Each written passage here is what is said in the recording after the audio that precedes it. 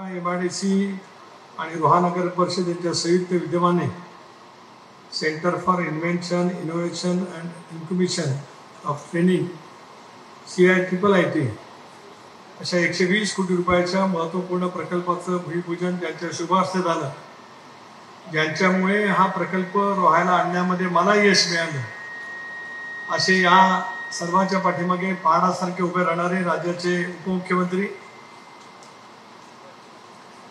आपल्या सर्वांचे नेते आदरणीय नामदार अजितदादा पवार, याचा सतत पाठपुरावा करणारे नामदार अदिती अनिकेत, आज टाटाच्या वतीने ज्यांनी या प्रकल्पाची सविस्तरपणाची माहिती आपल्या सर्वांच्या समोर ठेवली, ते सुशील कुमारजी, प्रीतम गंजेवारजी, कार्यक्रमाच्या निमित्ताने या ठिकाणी उपस्थित असलेले जिल्ह्याचे पक्षाचे अध्यक्ष श्री सुधाकरराव घारे, विजयराव मोरे, सुरेश मगर, विनोदभाऊ पाशिलकर, उमाताई मुंडे, आवर्जून या ठिकाणी उपस्थित असलेले संतोष कोटफोडे, समीरजी शेडगे, रामभाऊ सपकाळ, युवकांचे अध्यक्ष Janardan Munde,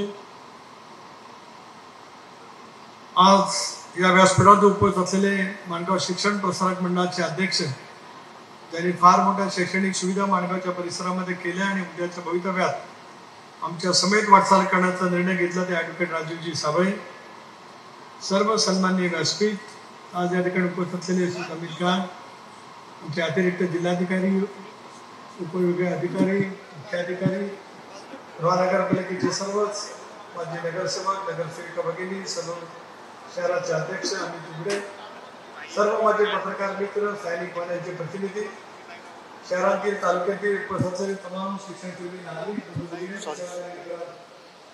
hello hello hello hello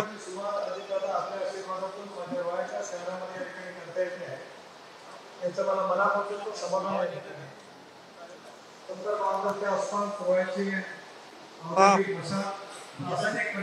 सगळ्या परिसरामध्ये समजा कोकणपट्टीमध्ये पताकांना असेल, उमाताईच्या परिसरामध्ये काम करतात, विभाग असेल, रसायनिक रोहायचा विभाग असेल, पलीकडचा महाड असेल, मोठे परशुराम असेल, खेर्डी चिपळूण तालुक्यातील असेल, हे सगळे रासायनिक प्रकल्प कोकणामध्ये आले एवढ्यासाठी त्या रासायनिक प्रकल्पातून निर्माण होणारं जे काही पाणी असेल, ते सगळं पाणी खाडीमध्ये किंवा समुद्रामध्ये सहन करता सोडता यावं म्हणून समग्र राज्यभरातील रासायनिक प्रकल्प हे आपल्या सगळ्या परिसरामध्ये कोकणामध्ये आहेत.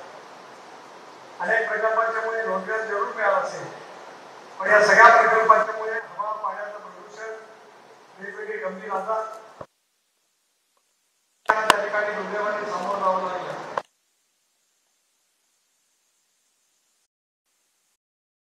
होणारा परिणाम शेतीवरचा, या कारखानदारीमध्ये एक वेगळं स्थान निर्माण करण्याचा त्यांनी त्यानिमित्ताने प्रयत्न केला. अलीकडच्या कालावधीमध्ये या भागाच्या परिसरामध्ये औद्योगिक प्रसार होत आहे. दिल्ली मुंबई इंडस्ट्रियल कॉरिडॉरच्या माध्यमातून सुरू 10,000 एकर जमीन संपादन या सगळ्या परिसरामध्ये झालेली आहे.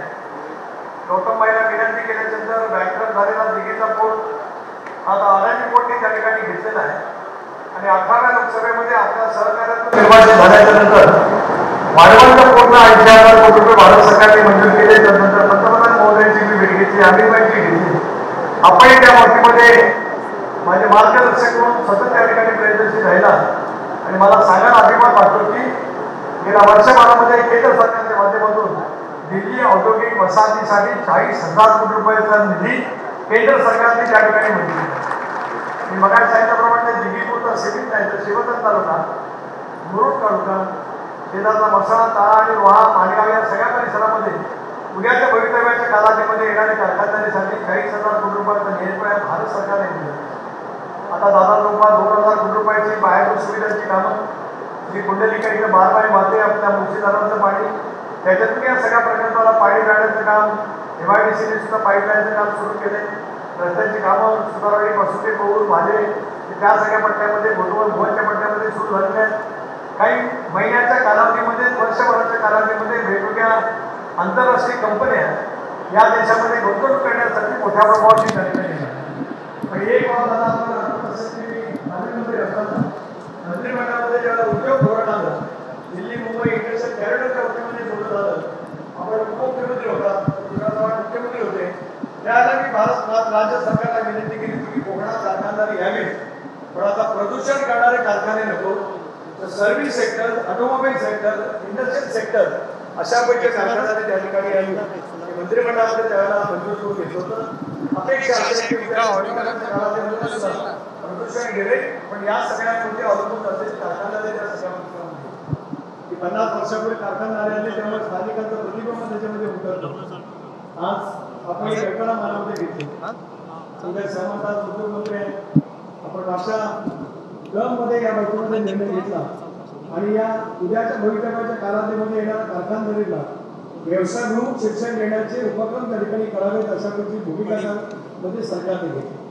टाटा ट्रस्ट संचलित या कौशल्यवर्धन मनापासून या ठिकाणी अभिनंदन करतो. टाटा टेक्नॉलॉजी राज्यभरामध्ये अशा प्रकारचे प्रकल्प उभारणी करण्यामध्ये त्यांनी सातत्याने भूमिका बजावली.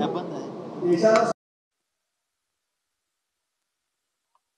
बिर्ला समूहाचं योगदान या देशाच्या प्रगतीमध्ये मोठ्या प्रमाणात आहे. टाटाने या सामाजिक दायित्वाच्या माध्यमातून अशा प्रकारचे प्रकल्प घेण्याचं निश्चित केलं. 80% रक्कम ते देणार. जागेचा मोठा दादा होता. म्हणजे महानगरपालिकेची एक जागा जिथं आता आपण जाऊन आलो किंवा आरक्षण धोरणाची म्हणत आहे, ही बळीची जागा होती. तिथं 7-12 सुद्धा नव्हता. मधून नगराध्यक्ष किंवा सगळे संतोष कोपडे वगैरे सगळे मंडळी असताना तेव्हा आम्ही 7-12 जगाचा केला. ही जमीन आम्ही फक्त देवेंद्र फडणवीस मुख्यमंत्री होते, फक्त 5 लाख रुपयामध्ये ही जमीन नगरपालिकेला मंत्रिमंडळाच्या ठरावाने घेण्यामध्ये माझ्यासारख्या कार्यकर्त्याला 18 सालामध्ये यश आहे. 18-19 सालामध्ये त्यावेळेला ते मुख्यमंत्री असताना आणि 5 लाख रुपये भरून नगरपालिकेची जागा घेतली, ज्याची किंमत 10-12 कोटी त्या ठिकाणी होऊ शकते आहे. एक चांगली इमारत त्या ठिकाणी उभी राहिली, जागा मोकळी होती. सेंटरसाठी जागा सुद्धा प्रश्न आला. घाटाच्या MIDC मध्ये जागा नव्हती. त्यामुळे येणाऱ्या मोहन राठोडच्या परिसरामध्ये जागा उपलब्ध होऊ शकत नव्हती. म्हणून नगरपालिकेच्या प्रशासकांनी सूचना केली की आपली एवढी जागा आहे. मग टाटाचे सगळे वरिष्ठ अधिकारी त्या ठिकाणी सुशील कुमारजी असतील, गंजेवरजी असतील, ते सगळे आले आणि त्यांनी पाहिलं की एवढी जागा ही प्रशस्त होऊ शकते. नगरपालिकेने ताबडतोब ही जागा विनामूल्य या प्रकल्पाच्या साठी दिली की माझी रोहा नगरपालिकेचा त्याचा सुद्धा आवर्जून उल्लेख या निमित्ताने करू शकतो. 120 कोटी रुपयाच्या प्रकल्पातून मग अशी सुशील कुमार साहेबांनी सांगितलं, अतिथींनी सांगितलं की नेमकं काय काय होणार आहे. आपण 3 मिनिटाच्या प्रेझेंटेशनमध्ये बघितलं. याच्यामध्ये उद्याच्या भवितव्यामध्ये जे काय कारखानदार येतील त्याच्या प्रत्यक्षपणाने प्रात्यक्षिक या ठिकाणी उपलब्ध असतील. अतिशय उत्तम पद्धतीची जगातली टेक्नॉलॉजी असलेली मशिनरी या ठिकाणी असेल आणि आपल्या इथल्या मुलांना त्याच्यामध्ये शिक्षणाचा लाभ होईल. त्यांना मिळणारं सर्टिफिकेट हे त्यांना नोकरीच्यासाठी तेवढं उपयुक्त ठरू शकेल इतकी गुणवत्ता या टाटा इन्स्टिट्यूटच्या माध्यमातून उद्याच्या भवितव्याच्या कालावधीमध्ये आपल्या परिसरासाठी निर्माण होणार आहे. त्यामुळे 6 महिन्यामध्ये ते सुशील कुमारजींनी सांगितलं ते सुरू करतील. मला विश्वास आहे महिन्याभरामध्ये काम सुरू होईल. अनेकांना तेच वाटत होतं की नेमकं हे काय आहे, हे आता याच्यातलं प्रत्यक्षात आकाराला येईल त्यावेळेला आपल्याला लक्षात येईल. आणि मी एवढं सांगू इच्छितो आहे, आपलं रोहा असेल, दक्षिण रायगड असेल, उत्तर रायगड असेल, एका वर्षाला सुशील कुमारजी बोलायचं राहून गेले, पण आदितीने सांगितलं एका वर्षाला 3000 मुलांना त्या ठिकाणी पूर्णपणाचं ट्रेनिंग मिळणार. म्हणजे 3000 मुलं मुली त्याच्यातून एका वर्षामध्ये ट्रेनिंग करून बाहेर पडणार आहे. याचा अर्थ किती मुलांच्यासाठी मुलींच्यासाठी उद्याच्या भवितव्याच्या कालावधीमध्ये आपल्या या सगळ्या परिसरामध्ये हे अशा प्रकारचं ट्रेनिंग सेंटर त्या ठिकाणी CIIIT त्या ठिकाणी होणार आहे. छत्रपती शिवाजी महाराजांचा पूर्णाकृती पुतळा या ठिकाणी आहे. पुंडलिका समर्थन आहे. आपलं नवीन श्री देशमुख नाट्यगृह नजीकच्या कालावधीमध्ये पूर्णत्वास होईल. दादांच्याच हस्ते या शहरातील अनेक प्रकल्पांची सुरुवात झाली. दादांनी भरीव निधी अतिथीच्या माझ्या अनिकेच्या मागणीनुसार दिला. याचाही लवकर लोकार्पण करण्यासाठी दादा आपल्याला या ठिकाणी यायचंच आहे. आणि राज्यातलं सर्वात उत्तम कुठलं जर काही नाट्यगृह असेल तर ते माझं रोहायचं असेल. अशा पैकी आपण नक्कीच त्या ठिकाणी बोलाल असा विश्वास या ठिकाणी त्यांनी व्यक्त करतो. अधिक बोलून मी आपला सर्वांचा वेळ घेऊ इच्छित नाही. पण या तालुक्यामध्ये माणगाव तालुक्यामध्ये जे काय शिक्षणाचं काम करणाऱ्या शैक्षणिक संस्था आहेत म्हणजे रोह्यामध्ये सुद्धा तिथे सगळे समोर बसले. त्यांनी आपल्या सगळ्या विद्यार्थ्यांच्यासाठी या अतिशय उत्तम परीक्षा कौशल्यवर्धन केंद्राचा अधिकाधिक फायदा घ्यावा आणि भवितव्याच्या येणाऱ्या कारखानदारीमध्ये हक्कानी कुशल तंत्रज्ञ कामगार भगिनी आपल्या सगळ्या परिसरातून कशापर्यंत देता येतील याचा आपण प्रयत्न या ठिकाणी करूया. सुदर्शन केमिकलमध्ये दादा जवळपास 300 ते 400 भगिनी त्या ठिकाणी काम करतात. 2 शिफ्टमध्ये काम करतात. भगिनींना सुद्धा आता या सगळ्या नवीन उद्योग क्षेत्रामध्ये सामावून घेण्याचं काम आम्ही सगळेजण या निमित्ताने करतो आहोत. आणि मला विश्वास आहे की 3000 ही जी काही संख्या आहे याच्यामध्ये सुद्धा अतिशय उत्तम पद्धतीने शिक्षण घेणाऱ्या भगिनींची संख्या मोठ्या प्रमाणात राहू शकेल एवढा विश्वास आज या कार्यक्रमाच्या निमित्ताने या ठिकाणी व्यक्त करतो. मध्ये थोडंफार अडचण येत होती म्हणून आपल्याला विनंती केली. आपण बैठक बोलवली, उद्योगमंत्री आले, प्रधान सचिव उद्योग अनबलगोबे आले, मुख्य कार्यकारी अधिकारी सुद्धा आले, टाटाचे वतीने गंजेवारजी त्या ठिकाणी उपस्थित होते, आपले वित्त नियोजन विभागाचे वरिष्ठ अधिकारी होते, मी आणि अतिथी होतो.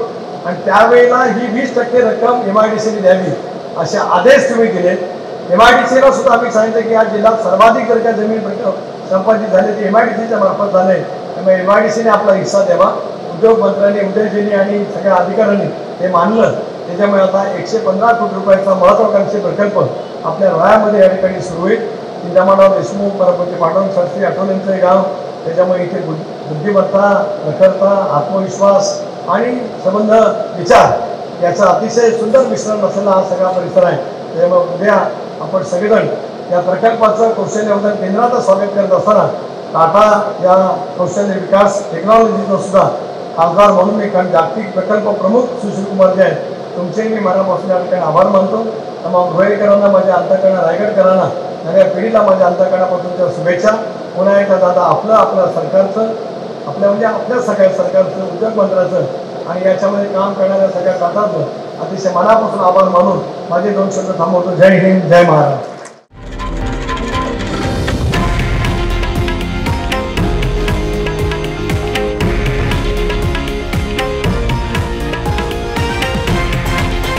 हे आहे देशातील नंबर 1 न्यूज नेटवर्क आणि आपण पाहत आहात TV9 मराठी, एकमेव.